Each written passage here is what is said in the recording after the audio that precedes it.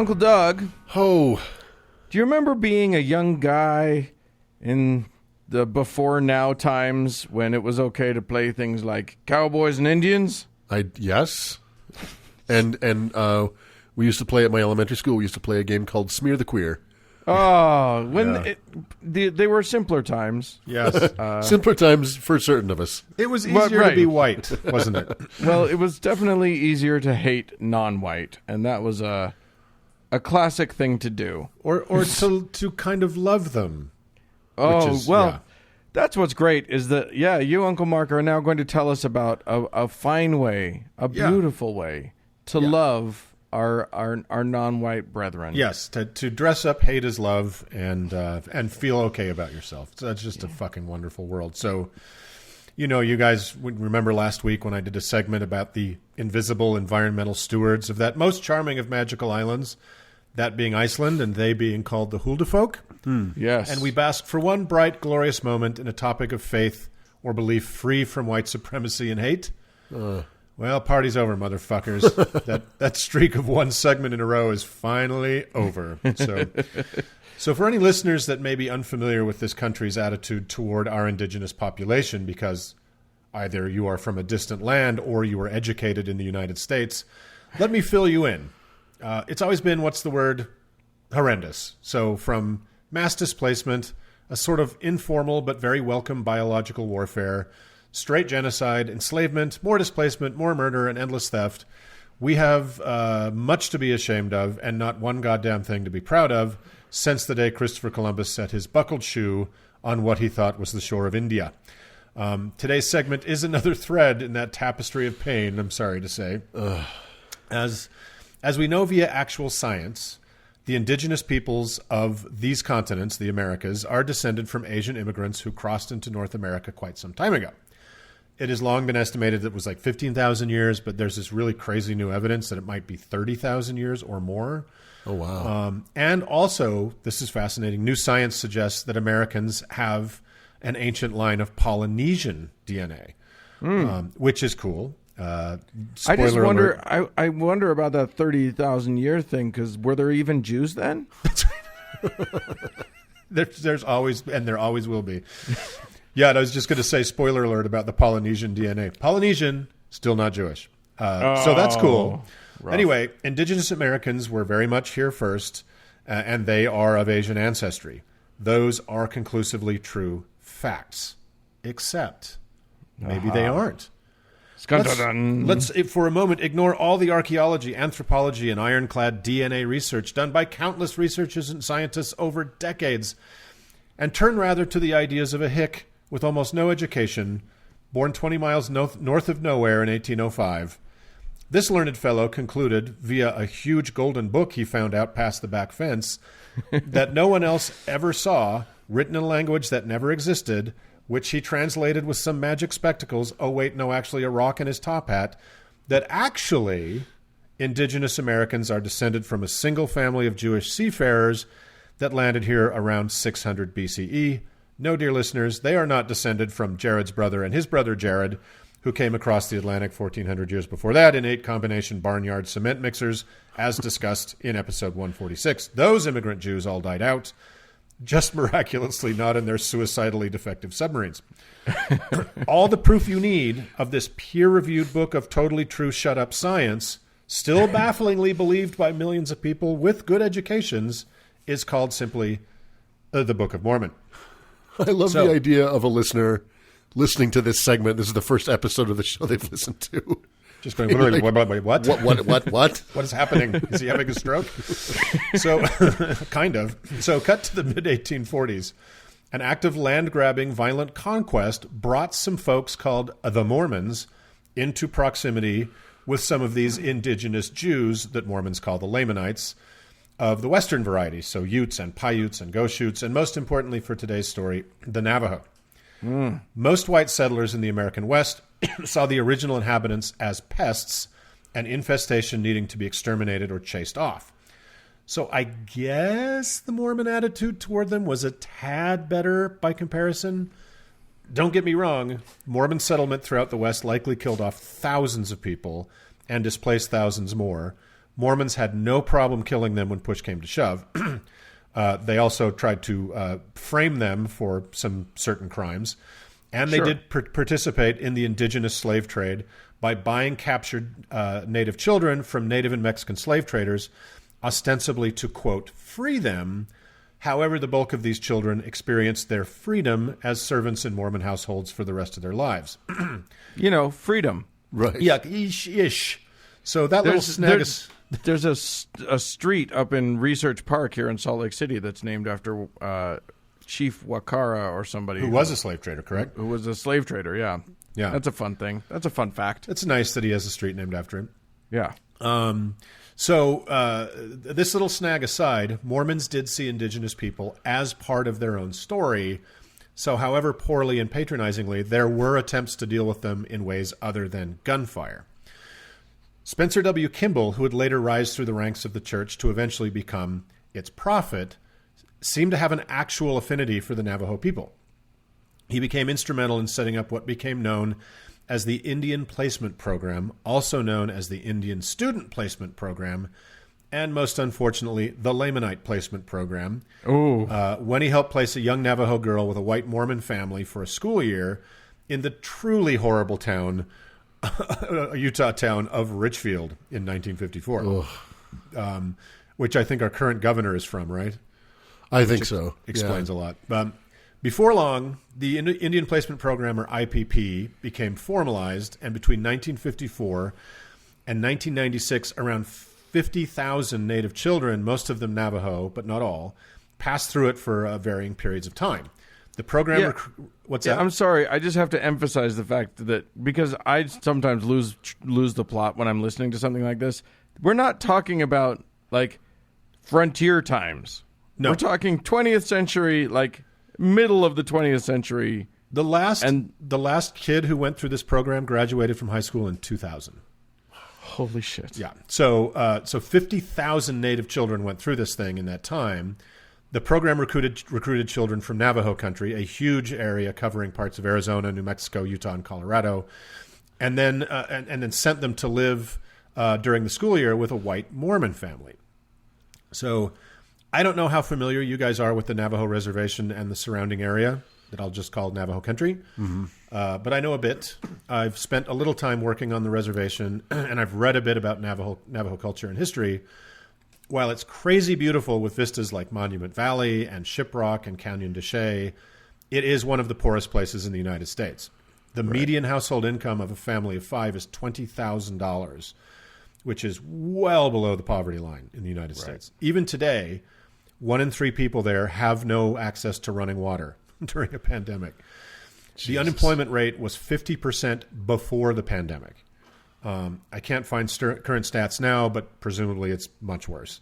And pandemic aside, the circumstances there today are far better than they were in the 1950s and 60s when the IPP started. At that time, there was basically no electricity, no running water at all, endemic poverty and constant food insecurity.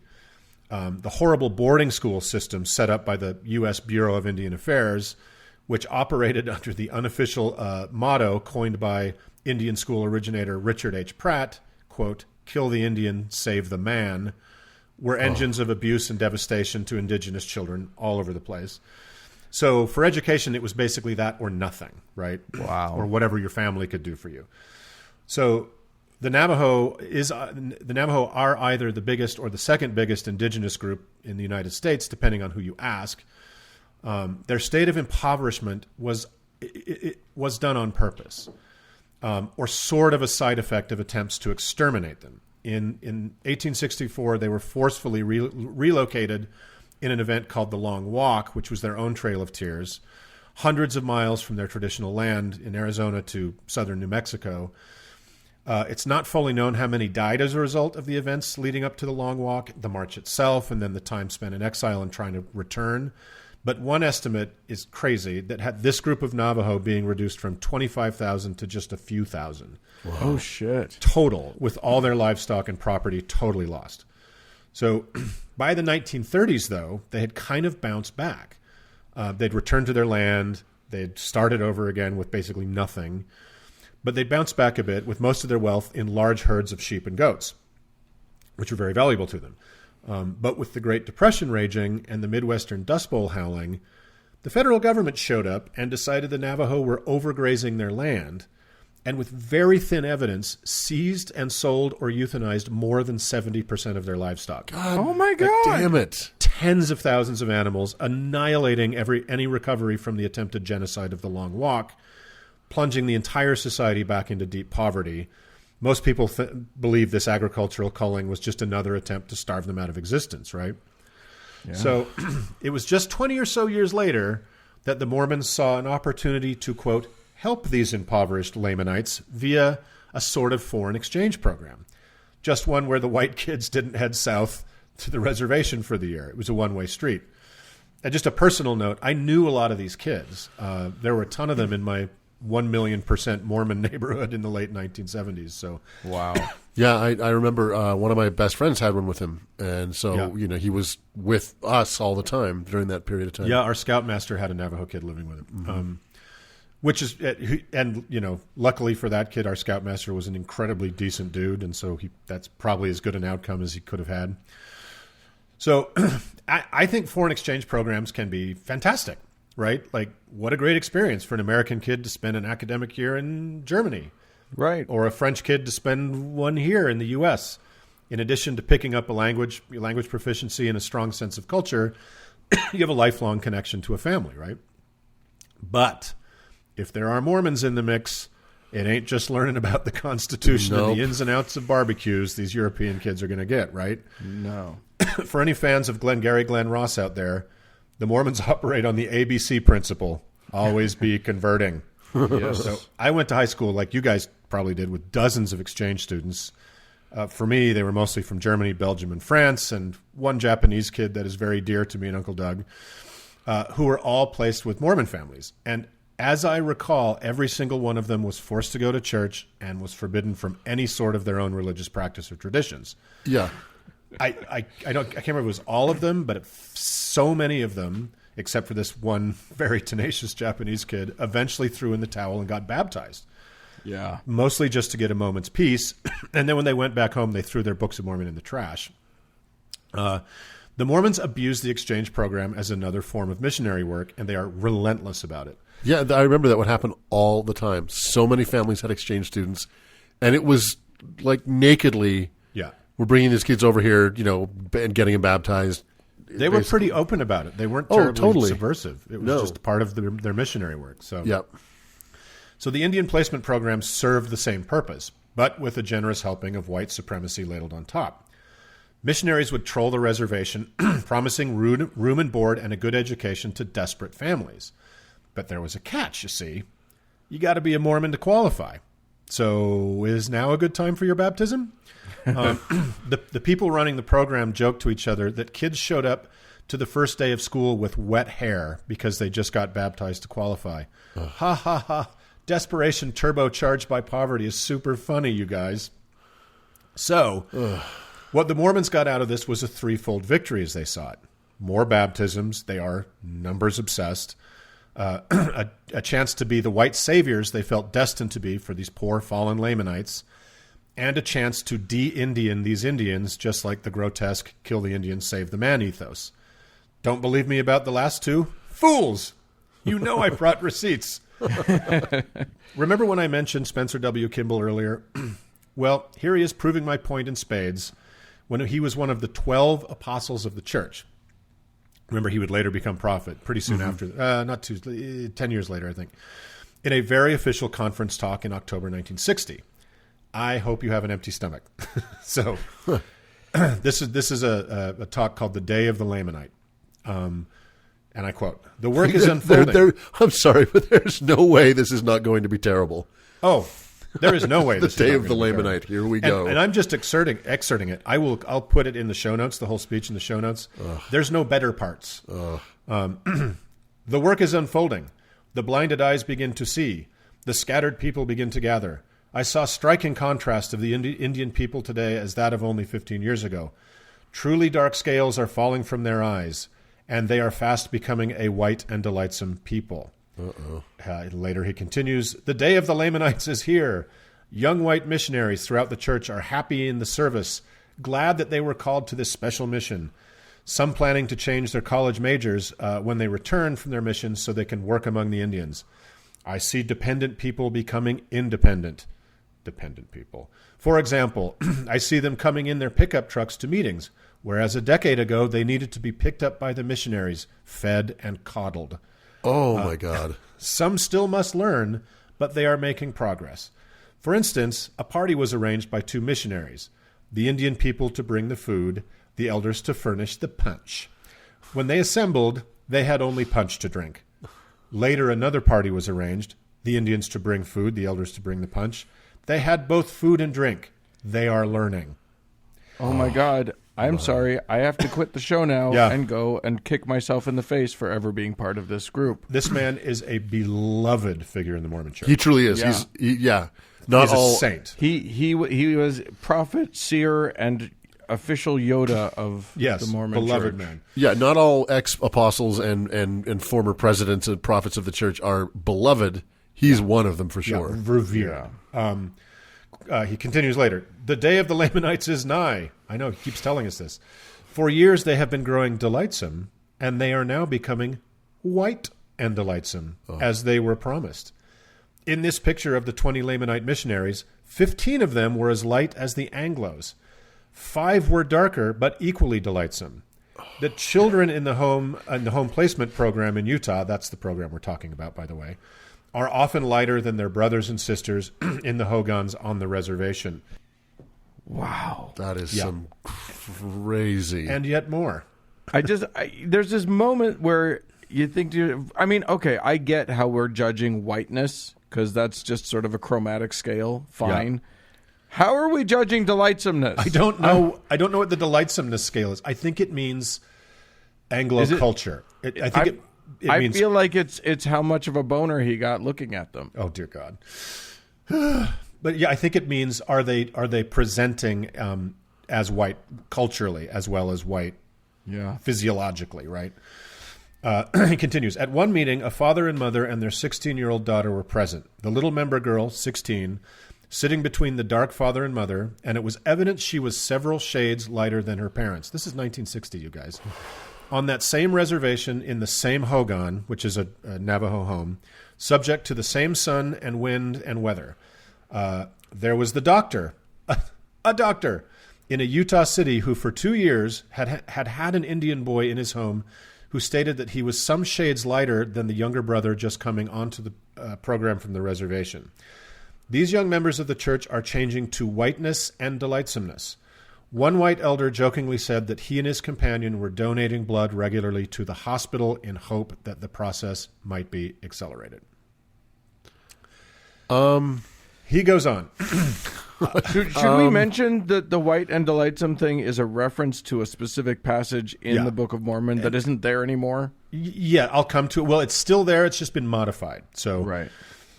He continues, I quote from a letter from an authority on Indian life and education. Just FYI, this is the classic vague anecdote with no name or attribution that is the meat and potatoes of Mormon talks. It's a tell, which means it's fucking bullshit, in case you couldn't smell it already. 100%. Quote, I think you have a very commendable program and one which is probably the only positive approach to the Indian problem in the United States. Okay.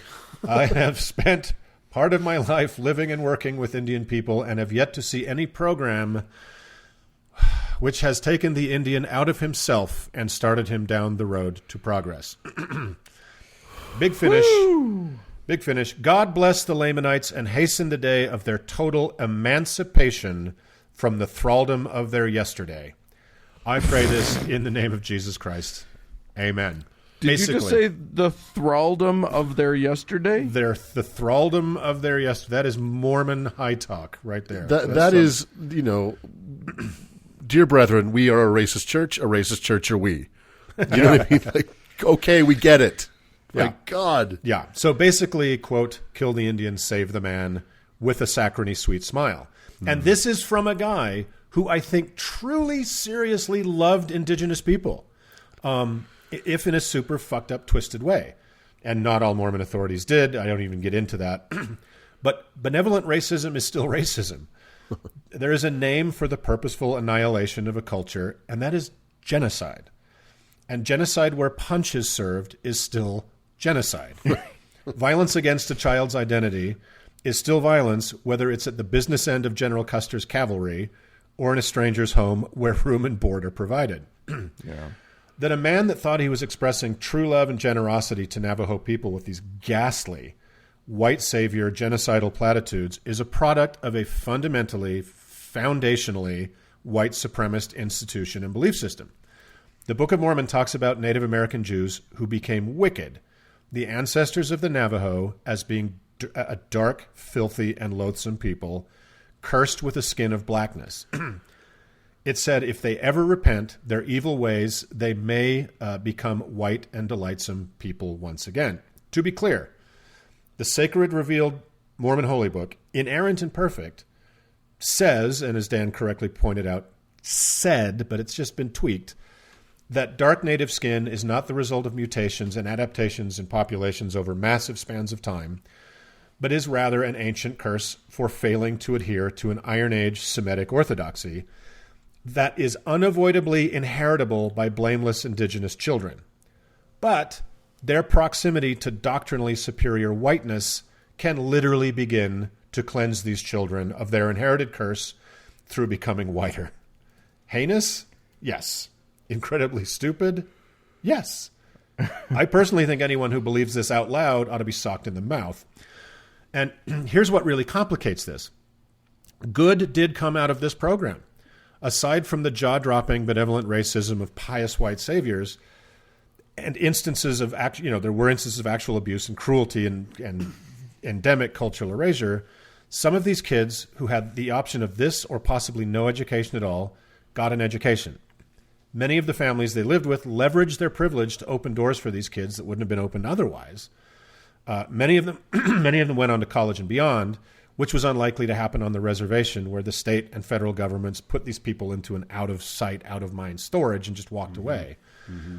Mormon families with the best of intentions took in the children of strangers, oftentimes very young, like 8, 9, 10 years old, from a culture so radically different from white Mormonism, it's a wonder anyone involved could make it work, right? Yeah. But the choices Navajo parents made to send their children off with strangers were not so much a validation of the truth and superiority of white Mormon ideology, but they were rather a function of a society driven to the brink of extinction by a century of sustained malevolence from white colonizers. Can good outcomes come from a bad system? Sure.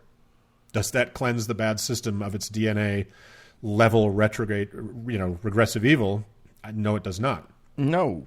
The Book of Mormon and the faith it spawned are declaredly white supremacist structures. The axle Mormonism revolves around is that dark skin is evidence of ancient, inheritable curses for sins against the creator of the universe.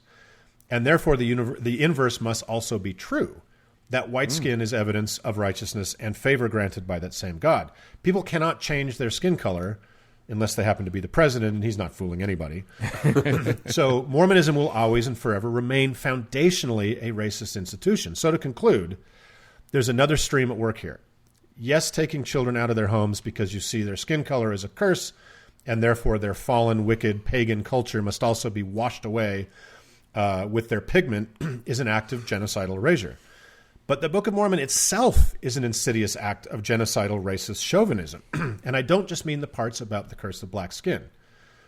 People from Asia found their way across the land bridge between Alaska and Siberia at minimum 15,000, as we discussed maybe twice that, years ago. An illegal infiltration Sarah Palin saw from her house but chose to say nothing.